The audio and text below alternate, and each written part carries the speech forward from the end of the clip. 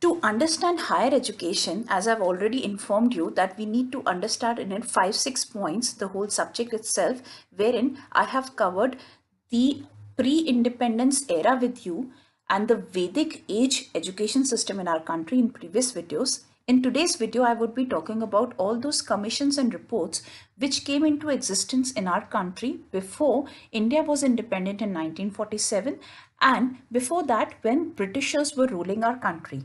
So, in order to let our education system evolve, even Britishers were contributing to our educational system. How? Let's see with the help of few commissions, their reports and committees being formulated, and let's discuss them through this video series.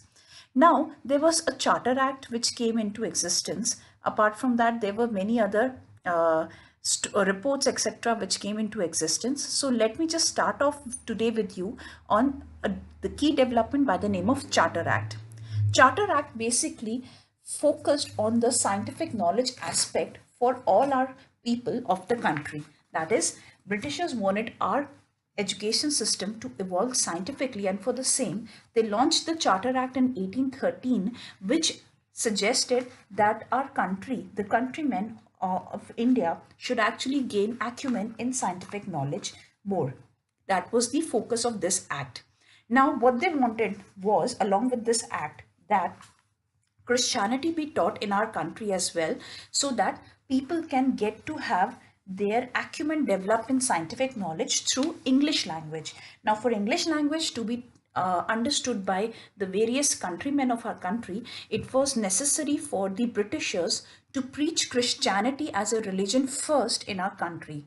For that, through Charter Act, they invited many Christian missionaries into India for preaching Christianity. And in 1817, after the Charter Act was passed, Hindu College was established in Calcutta, wherein the Christian missionaries for the first time started preaching Christianity. The same Hindu college, which today is known by the name of Presidency University in Calcutta, was called the Presidency College in 1855.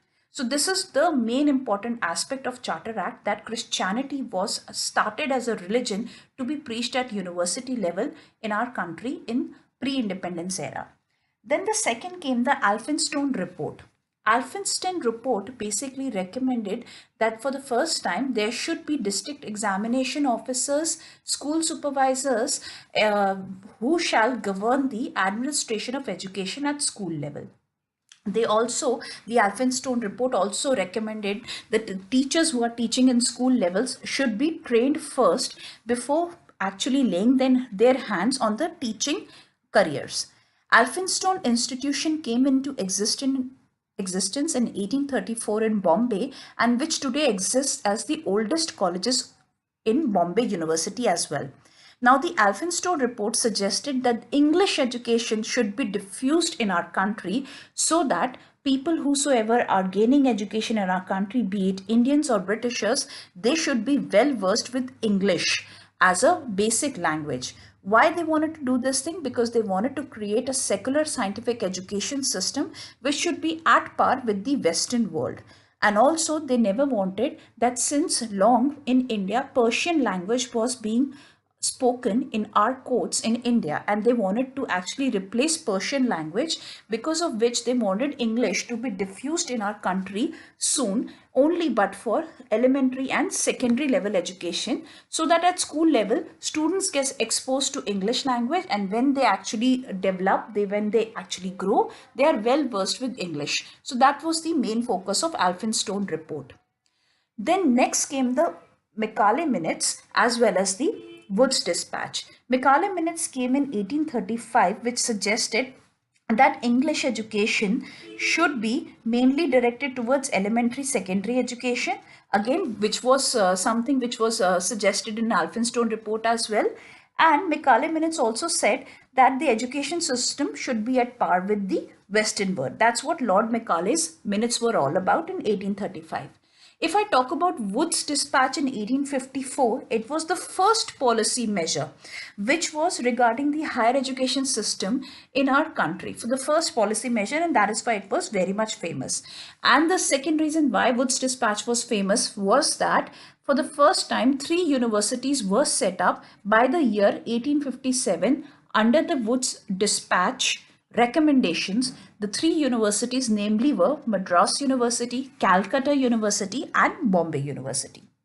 Thereupon came the Hunter Commission of 1882, which suggested that the primary education and higher education shall be segregated. The 10+2 system actually started therein, but there was still no 10+2 system existing in India because higher education was not properly framed, but they wanted that there should be a segregation of primary education, and also they wanted that there should be an administration on affiliated colleges. For that, they started opening universities across India. That was Hunter Commission all about.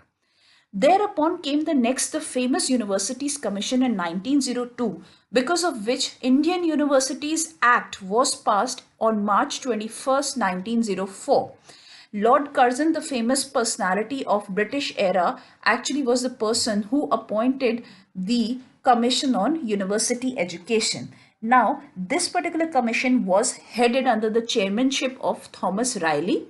But what exactly was the focus here? That the universities should improve and they should be reorganized in such a system that they are solely existing in our country for administration of various colleges. That was the University Commission all about.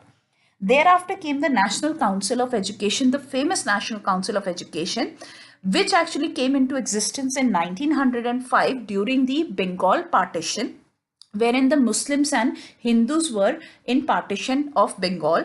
And during that time, Swadeshi nationalist leaders, in order to save Hinduism, they opened a college today which is known by the name of Jadavpur University, which was actually focusing on the Indian cultures and modern values of Hinduism.